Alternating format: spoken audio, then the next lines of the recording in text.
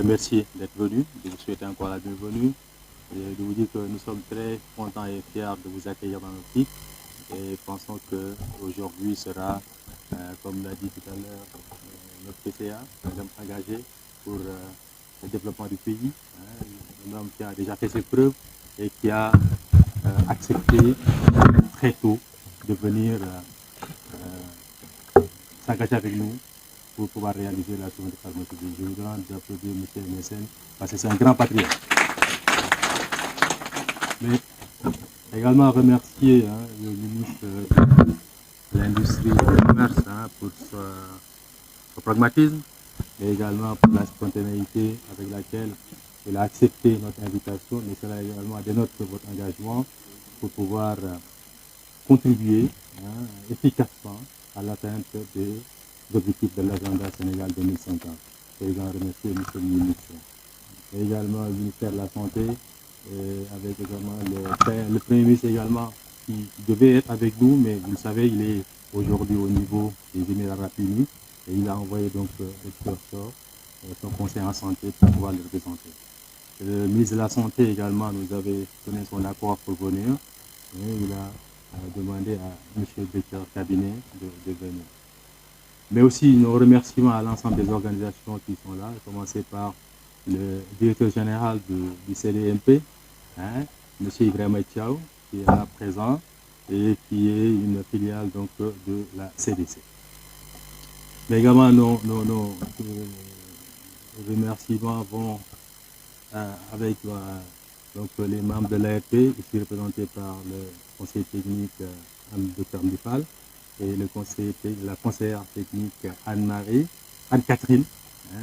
Donc malheureusement, le directeur de l'ARP, ils nous ont dit qu'il a eu un empêchement pour des raisons médicales. Il y a le directeur de la CNPNA qui va arriver de moment à l'autre. Je remercie également donc, le coordonnateur, professeur Yerim Diop, qui est là, qui est le coordonnateur de l'UGP, qui est l'unité de gestion des projets pour la relance de l'industrie pharmaceutique. Je remercie aussi le CT Pharma, docteur Mor Diagne, pour sa présence et pour son engagement.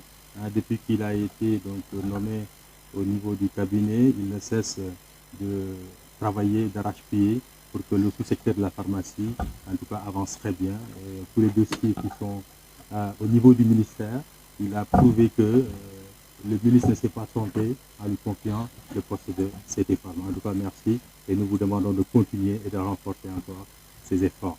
Mais également, mon cher ami, le président de l'Ordre des pharmaciens, qui a passé toute sa vie au service du secteur de la pharmacie. En tout cas, ici, à mon nom propre, au-delà du directeur général de Teranga Pharma, mais de l'ensemble des pharmaciens, nous disons merci pour ton engagement. Et comme on dit, le Tout-Puissant vous rétribue tous les efforts que vous avez pu avoir.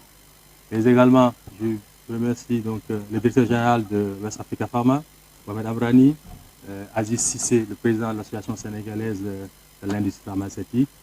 Ça vient Donc, merci d'être venu à toute l'assistance, mais également ce qu'on appelle les grossistes importateurs. Que ce soit Laborex, que ce soit Diofarm, Sodifarm et Bifarm, donc sont avec nous. Alors, Saka, bon. Donc, très rapidement, donc, je vais commencer le speech pour vous donner un aperçu donc, de ce que deviendra d'abord notre plan stratégique qui a été défini depuis la création de Teranga Pharma en 2017. Et ce plan stratégique qui est SLEP, ce plan stratégique qui est, donc, qui est basé sur une vision. Cette vision qui est d'assuration des pharmaceutiques à l'horizon 2050. C'est l'histoire donc, de Teranga Pharma. La création administrative a été faite en 2017. Et en 2019, nous avons pu obtenir l'autorisation de création avec le démarrage des activités. Et vous voyez, le début de la commercialisation, c'était en 2021. Vous voyez qu'entre la création et le début des activités, vous avez vu, il y a eu près de 4 ans. Donc, pour vous dire que l'industrie pharmaceutique n'est pas facile parce que c'est un secteur très réglementé qui demande un certain nombre d'actes à poser avant le démarrage de la commercialisation. En 2018, Nous avons repris ce site-là, qui était occupé par Pfizer. Donc, nous avons repris en 2018. Et donc, pour 2019, bien sûr, la création. 2020, nous avons fait une augmentation de la capital, parce que, comme vous l'avez dit, le secteur, notre capital social est détenu en majorité par les pharmaciens et les médecins. Et en 2020, comme je vous l'ai dit, M. le médecin nous a rejoint avec son équipe, parmi lesquels vous avez donc l'homme d'affaires d'Embaka, de Odeka Oil, mais également Baïdika de la finance sénégalaise et d'autres hommes d'affaires du pays. Et comme vous le voyez également, nous avons un site de 2 hectares 3 avec 9000 m² de bâti et 7 bâtiments. Donc avec 2 hectares 3, ça signifie quoi? Ça signifie qu'il reste encore de l'espace pour pouvoir mettre en place d'autres unités de production. Et donc, le deuxième investissement que nous allons faire, effectivement, ce sera une unité de production de pénicilline, une unité également de production de forme effervescente. Ce qu'il faut rappeler, c'est qu'au Sénégal, et on cherche à savoir pourquoi, le Sénégalais, c'est le pays qui consomme le plus de vitamines en Afrique subsaharienne. C'est 12 milliards de francs CFA par année. Puisque la Côte d'Ivoire est supérieure en nombre, mais notre consommation est supérieure. Et vous voyez qu'en termes économiques, c'est beaucoup de devises qui sortent du pays. Donc il est important que des acteurs locaux puissent prendre en charge également ces flux de capitaux par la création d'emplois. Donc sur ce point-là, Teranga Pharma s'est engagé, le produit est déjà ficelé, le projet est déjà ficelé. Ce qui attend, c'est de mettre en œuvre ce premier investissement et avec la corrélation, on va financer donc cette unité de production des formes effervescentes, mais également des pénicillines parce que c'est les antibiotiques. Pourquoi? Parce que les nouvelles antibiotiques, c'est très cher. Il est important qu'on puisse donner aux Sénégalais, lorsqu'ils ont des infections, des médicaments qui pourront les soigner à bas coût. Donc, la logique du Teranga Pharma, c'est d'abord une logique de santé publique, soigner les Sénégalais à un coût abordable. Alors, slide, s'il vous plaît. Alors, la vision de Teranga Pharma, c'est quoi? Donc, assurer la souveraineté pharmaceutique du Sénégal à l'horizon 2030 pour son produit de feuille de produit. La mission, créée par et pour les Sénégalais, Teranga Pharma met la santé publique au cœur de son action avec un objectif clair, répondre localement aux besoins de la population en produits pharmaceutiques de qualité et un coût abordable. Mais surtout, la mission, comme on le dit, c'est de produire localement les traitements contre 90% des maladies les plus courantes au Sénégal. Parce qu'il faut comprendre également une chose.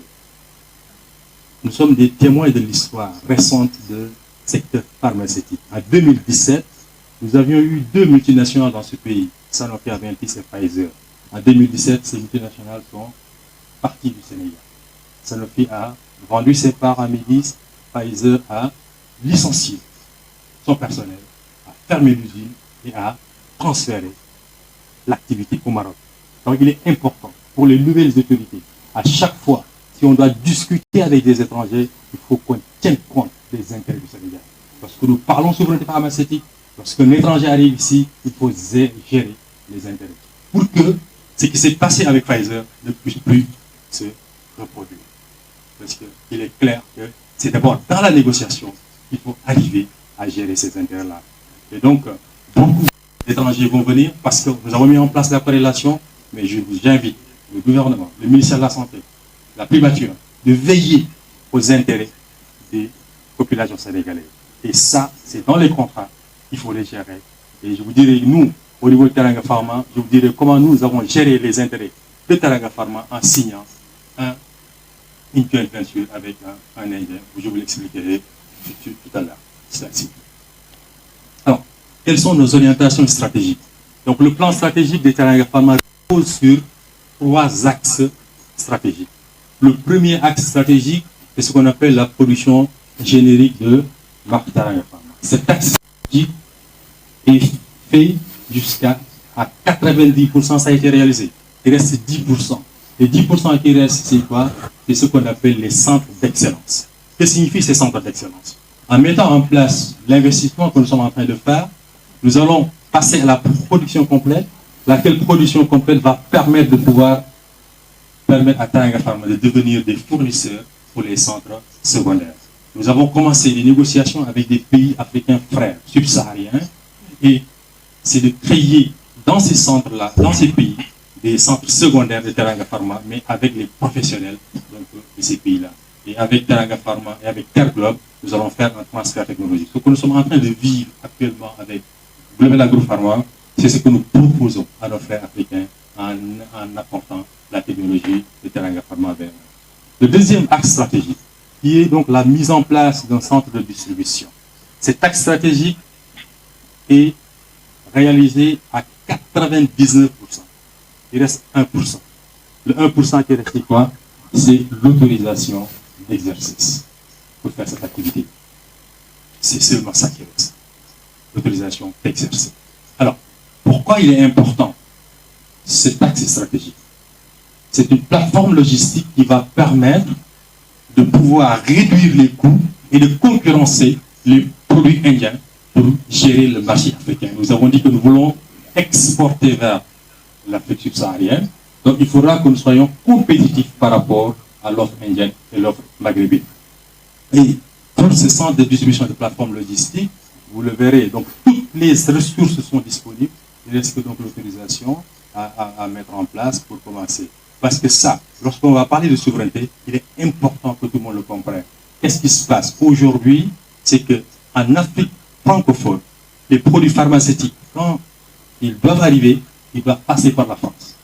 C'est ce qu'on appelle les centrales d'achat. Donc les produits sont centralisés en France et redistribués en Afrique subsaharienne. Et ça, c'est un système que personne ne comprend. Et donc ce système-là, il faut le casser.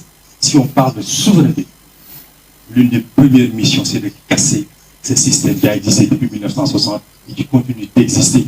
Et en plus, il crée ce qu'on appelle le désert pharmaceutique dans les pays subsahariens francophones. Parce que ce qu'on constate chez les anglophones, on ne le constate pas chez les francophones. Le tissu industriel pharmaceutique est inexistant dans les pays francophones, mais au niveau du Ghana, du Nigeria et autres, nous avons un bon tissu industriel. Donc il est important de pouvoir passer à un cap supérieur. Teranga Pharma est prêt pour pouvoir participer à casser ce système qui n'honore pas les pharmaciens, mais aussi l'ensemble des Africains qui aiment le pays. Et le troisième axe stratégique, c'est l'objet de notre rencontre d'aujourd'hui. Donc, il faut aujourd'hui financer donc, cet acte avec 4 milliards de francs CFA. Nous allons vous montrer les produits qui sont là. C'est derrière. Non, retournez derrière. Donc, vous avez l'ensemble de la gamme. Aujourd'hui, vous avez 25 produits. Vous avez ici l'oméprazole, l'albendazole. 12. OK. Ouais.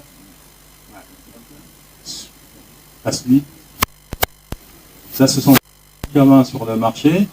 Ici. Voilà, ici. Voilà. Donc, ça, c'est la gamme paracétamol. Vous avez la forme sirop, la forme effervescente et la forme comprimée. Je vous donne un chiffre, monsieur le ministre. Vous voyez la forme effervescente. Terpara 1000 effervescents, c'est l'équivalent de Doliprane 1000 effervescents. Terpara 500 effervescents, c'est l'équivalent de Efferalgan 500 millions effervescents. Pourquoi je cite ces deux produits? Parce que pour le segment de marché de paracétamol 1000 effervescents, Doliprane occupe 78% du marché sénégalais. UPSA occupe 80% du marché sénégalais pour le 500 effervescents. Si vous faites la somme de l'ensemble des effervescents dans le pays, les deux multinationales, Sanofi et UPSA, représentent 78% du marché sénégalais et c'est 4 milliards 5 de francs CFA par année, qui augmente de 15% annuellement. Donc vous voyez qu'il faut arrêter cette saignée, mais surtout garantir cette souveraineté. Donc, quand on vous a parlé de forme effervescente, c'est pour répondre également à cette... Comme on dit, c'est ce qu'on ne comprend pas. L'autre, le Terpara, c'est câble 500. Il y a un autre produit qu'on appelle le Cétamil, qui est à 85%. Aujourd'hui, ce produit il est vendu à 85% au Sénégal. Mais nous, notre Terpara 500, le même, ne peut pas être vendu au Maroc. Pourquoi? Parce que la réglementation ne le permet pas. Donc, ça signifie quoi? Ça signifie qu'aujourd'hui, le paracétamol est le produit le plus consommé par les Sénégalais. Donc, il est important de pouvoir gérer cela. Dans le cadre, Dr Aïssal vous l'a dit là tout à l'heure, le terre Paraciro, dans le cadre de ce nouvel investissement, nous allons mettre en place une ligne qui sera dédiée au parcement pour la formation.